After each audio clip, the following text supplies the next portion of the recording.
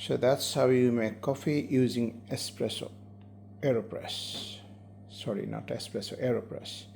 So you put a paper filter, you pour the coffee, you pour hot water, and then you stick it there. And that'll stop the filtering. It will brew the air a little bit, and then you press it all the way down.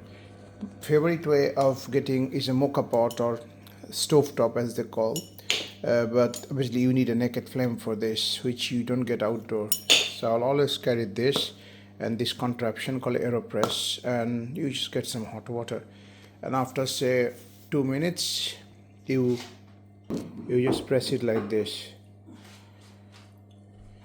It was developed by a Stanmore scientist, I think, who patented this. This contraption is not cheap. This works better than standard cafetiere or French press that you can see. That's it, coffee's done. They have behaved well. So that's coffee and chini anyway. So your coffee is done, and then you just discard the coffee and enjoy. Sorry, discard the powder and enjoy your coffee. Coffee. This is coffee. Our third born. Coffee. Yes. I don't know why he's doing that. So that's my morning coffee, and I'm writing my to-do list and journal. Now, I just came back from Isle of Wight Ultra Challenge. I was supposed to be doing 50k and 50k, fourth and fifth. However, I failed miserably. I got only a half challenge, which is 50k. Now this is interesting. This is the beginning. When you start, you will get this tag and a pass, which you have to scan in every pit stop so that they know that you haven't taken a bus or taxi or anything, although potentially you can. But there's 1800 of us who started walking. It's such beautiful place. I kind of enjoyed this more than I enjoyed Lake District. That was good in a different way, and my plan is to do all of these ultra challenges. So Lake District done. London to Brighton was my first unsuccessful one. I tried non-stop. I had to stop at 71 kilometers in the middle of night. Lake District, I had an incident. I passed out on the top of a mountain, and then I did this one, and I have to choose which one I'm going to do next. Apparently Jurassic Coast is quite difficult, and the difficulty comes from this.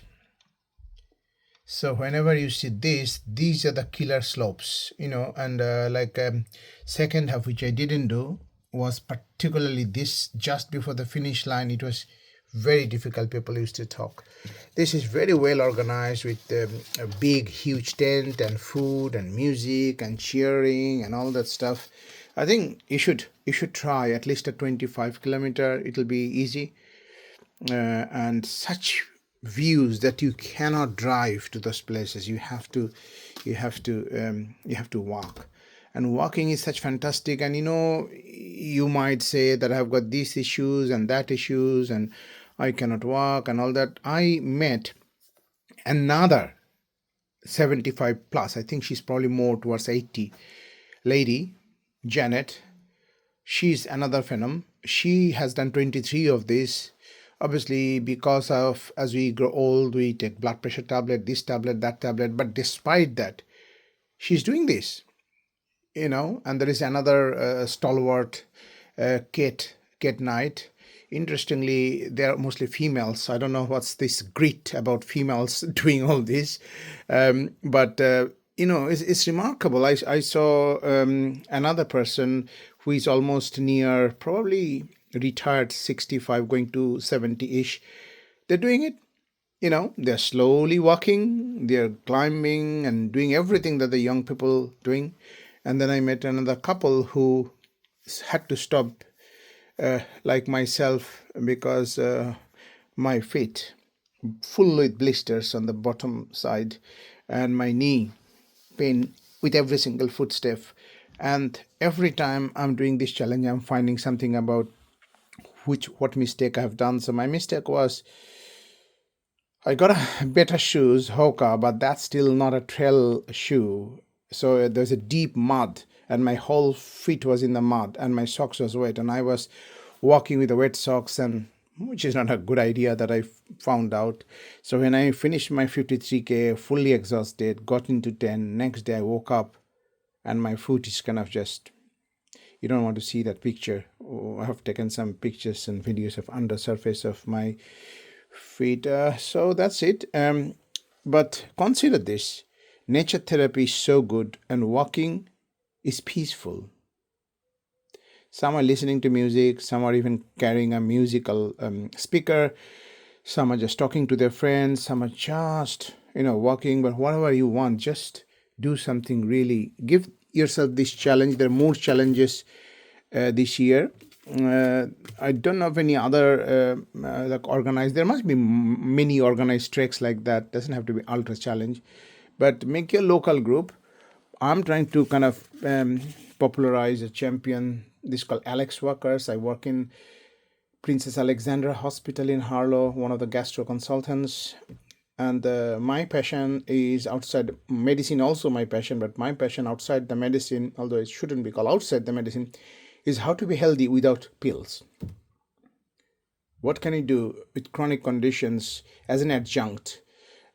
Or if you don't have any chronic condition, how to keep your best level? Because with every single age, every single year, your capability is naturally going down. You can't help it, but there's some stuff that we can maybe do to prevent the decline. So the decline will be, rather than this, will be like more kind of slow decline. And you should be able to do whatever you normally do, even when you are in advanced age like 80, 85, 90. I've seen a 100-year-old doing a 70-meter dash. That 100-year-old was running reasonably fast, should I say. You can Google. Saw the clip on Instagram. So that's what I'm talking about. Never give up hope. I know people laugh at me that why do you go if you can't finish it and all that.